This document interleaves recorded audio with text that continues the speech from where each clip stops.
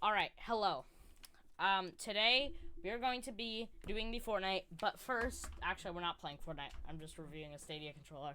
But first, I need to tell you I'm uploading daily videos starting next Tuesday, so that's the 23rd of November. On my second channel, Ash Gold. I'll leave a link in the description. Follow me on Twitter. I'll leave a link in the description at Rasputinburger on Twitter. Okay.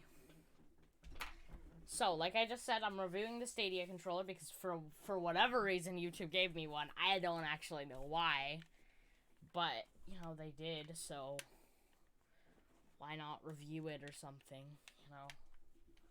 Like I was using the I'm fine the fact that they gave me a Chromecast Ultra. That's actually pretty PogChamp, but I don't know what I'm gonna do with a Stadia.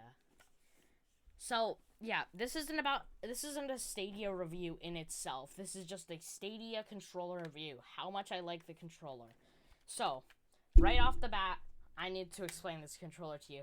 So, it's got the PlayStation layout with the analog triggers down here. L1, L2.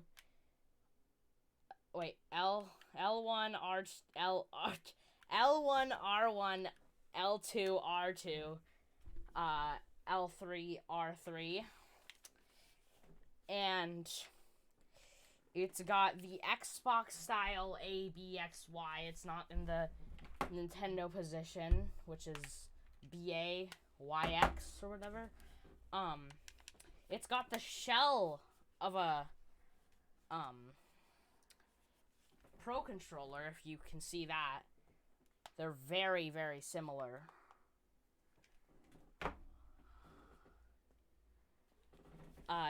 Yeah, so the Pro controller is just a bit smaller, but, it's pretty much the exact same shell. And right up here, you can see that it's got the same amount of buttons as the Pro controller, like menu buttons or whatever. It's got the screenshot button here, the Google Assistant button, I think. The weird buttons that I don't know what they do, but I think this is start and select. And this button right here, this pisses me off the fact that it's here. It should be here. There's an empty spot for it right there. Why is it over here?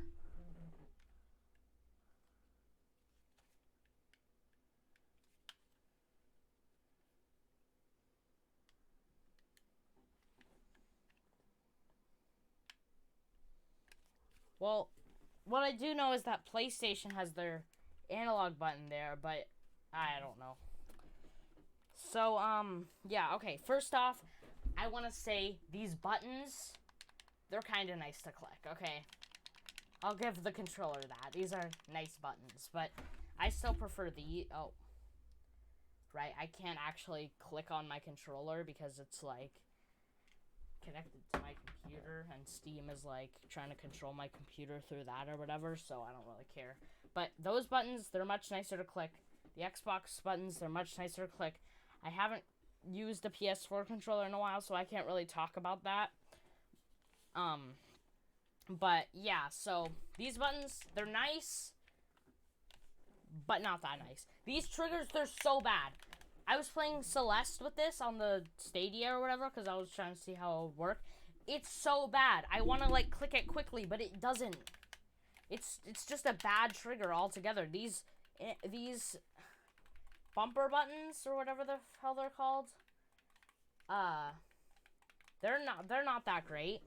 They're fine, but they're not that good. I don't like these sticks at all. They're way too, like, they just feel so bad to click. This D-pad is god-awful, dude. I can't even begin to describe how bad this D-pad is. It's so bad. I have to, like, put full force on one of the sides to click it. And this middle part, it's way too large. So I have to, like, go to the edge of a button to actually press it, which is super annoying. And, yeah, one thing I can give the controller props, though, is it's a really sleek design. There's nothing on it. It's just empty, which is pretty cool. I know, like, most controllers have, like, if you look at this, it's, like, insane. There's just too much stuff going on. And this is just nice. But I guess that's kind of a common thing for Google to do, so I don't really know. And, yeah, so that's about the whole thing. I mean, there's not much else I can talk about. I will give them props for using a USB-C port, but I think they just took that from the Pro Controller, considering they're, like, the exact same shell. Yeah, and these buttons, I hate the fact that start and select are gone with, like, Nintendo's the only one that still makes sense with the plus and minus, but, like, what the hell is Microsoft's 3 lines and 2 boxes? What does that mean?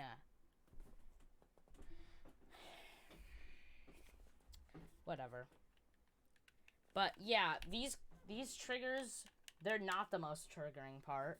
It's actually the D-pad. The D-pad is so bad. I was trying to play Celeste, and I'm just like, I can't play this game. And the buttons, they feel kind of nice, but they're not as good as the competition. I'm sorry. And the sticks, they don't feel good. I do like the design, though, with the orange underneath.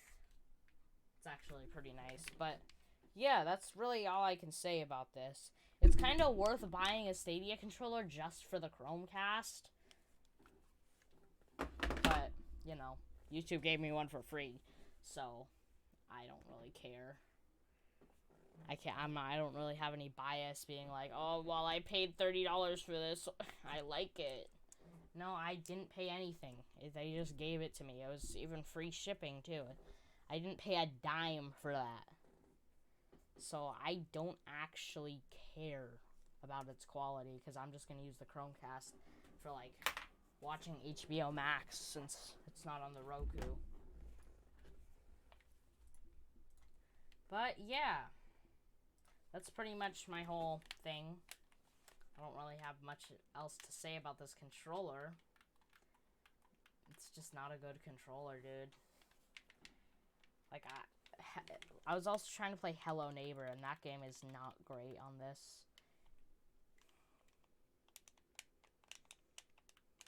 Yep. So, that's about it. If you're thinking about buying a Stadia, just buy a Chromecast at that point, dude. Stadia isn't good. It has, like, well, like I said, this isn't a Stadia review. That's a separate video. But, yeah, do not buy this. Goodbye.